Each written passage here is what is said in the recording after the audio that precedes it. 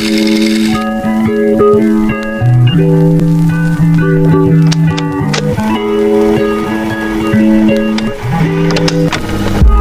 I thought we could chat about things that we wish we had known or done in the past, or in the lack of a better word, regret. Specifically for me, I will be referring to my teen years. Now, these are not things that I actually go around regretting or, thinking about and wishing that life looked different, but simply if I could have met the 15 or 16 or even 21-year-old me, these are some of the things that I would tell her, and I will split it into different categories just to make it easier to follow along.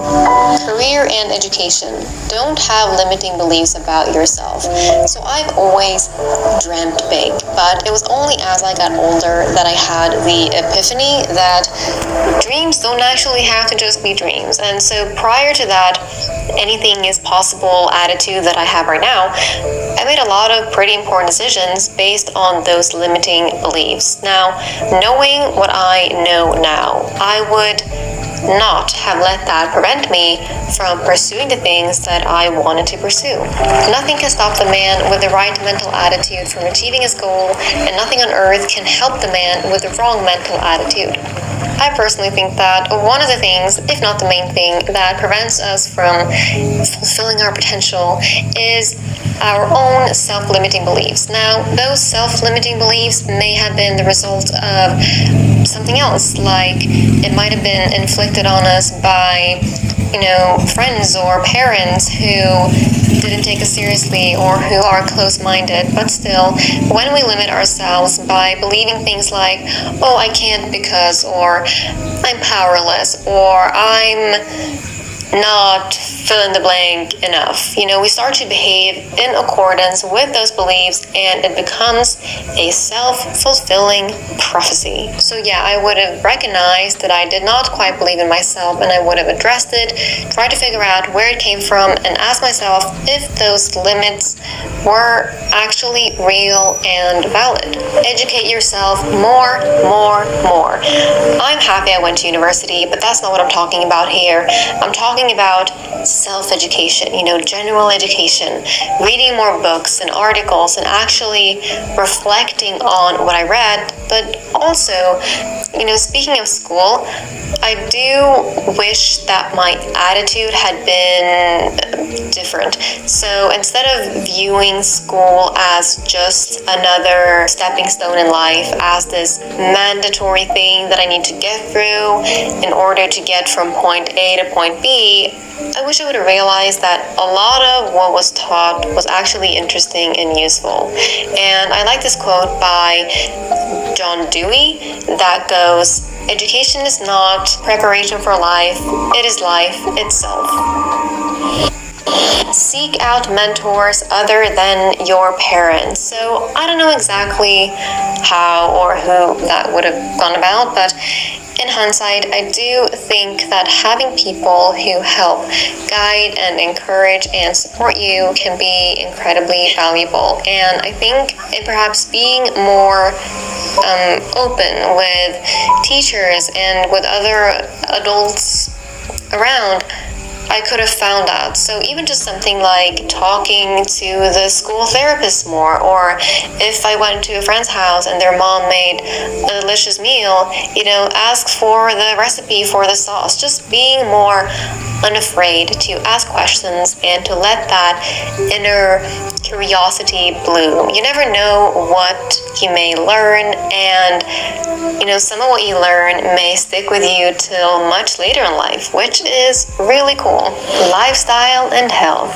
Stick to a sport. So I tried a variety of sports, gymnastics, basketball, swimming, but I did not stick with any of it. And I think the reason for why I quit is what kind of makes it sting a little bit even to this day. So with gymnastics, for example, I was younger than everyone else, and there were a couple girls who would make fun of me for being the youngest, which eventually made me not want to go to class. And for swimming, I felt uncomfortable in a swimsuit, and I've already talked about body image and insecurities in another video that you can watch if you would like to, and I just did not want to face that multiple times a week. Now, I don't know that those were the sole reasons for me quitting, but I do know that they were strong contributing factors. So why do I wish this? Well, a few reasons. Mainly because I would just like to be more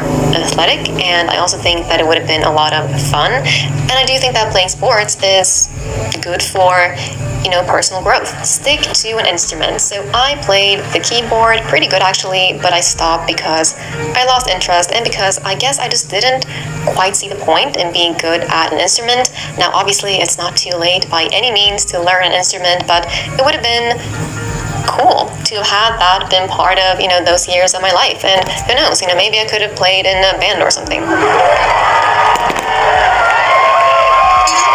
Relationships and social life. Pick your friends more carefully and distance yourself from some of them sooner rather than later. I think especially when we are in our school years, many of our friends are friends out of convenience. We may play the same sports or take the same classes or whatever it might be, but just because it's convenient to be friends with someone, it doesn't necessarily mean that you should be friends with them. If someone treats you poorly or makes you feel bad about yourself or simply isn't the type of person that you would like to associate with, the both of you are probably better off not being friends, even if that may cause some inconvenience, either in the friend group or for you personally. Like, for instance, you may be afraid of ending up alone, which obviously is not a good thing either, but there are always other people that you can befriend. And also, just to clarify, you can be friendly with someone without actually having to be friends with them. Be your authentic self to attract the right people. So I think one common reason for why we sometimes attract the wrong people into our lives is because we're not being our authentic selves, which sounds so cliche, but it does make a lot of sense. If we have a facade, we will be attracting people who are drawn to that facade, when in reality, that's not even actually who we are. So for instance, if you pretend to be someone who likes partying and drinking and going out late, then you will attract people who also like doing those things, when in reality you may be someone who would rather join a book club and talk about horses or something. But the people who actually do like those things, books and horses, are not going to be drawn to you or even notice you, because to them, you are the party person, even though you're really not. So the irony is that the more you care about fitting in, the less you fit in. At least that's been my experience. Personal life. Be kinder. Now, I think I was a good kid, but of course, there were times when I would be rude or have an attitude like many other teens and just humans in general. And, this sounds weird, but when you're in those awkward years of your life, you don't really see your teachers as people. Actually, you don't see most people as people. Mom is mom. Like, that's what she is. And the math teacher is the math teacher. Like, we all know how awkward it feels when you see a teacher outside of school when you're a kid. It's like, I don't know, you just almost think that they spend the night in school or something. But so we may not really realize that they're actually full-blown people with things going on outside of the label that you know them by. Mom is not this superhuman person who has everything figured out. She has a million other things going on besides being your mom. So if I could share a word of encouragement to my younger self and to anyone who may need to hear it, it would be to be more considerate and just be more kind to people, whether that is a teacher or a parent or a fellow student. And also, if someone is being rude or mean, don't laugh along, don't encourage that behavior. It's not funny, it's not cool. Mean is never cool. Journal.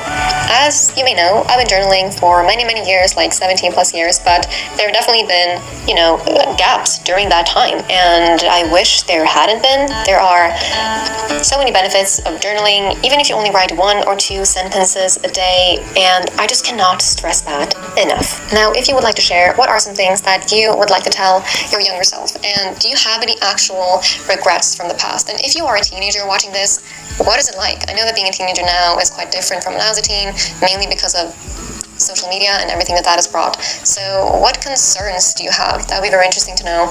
Alright, thank you all so much for showing up here today. Let's chat in the comment section, and as always, I will see you there.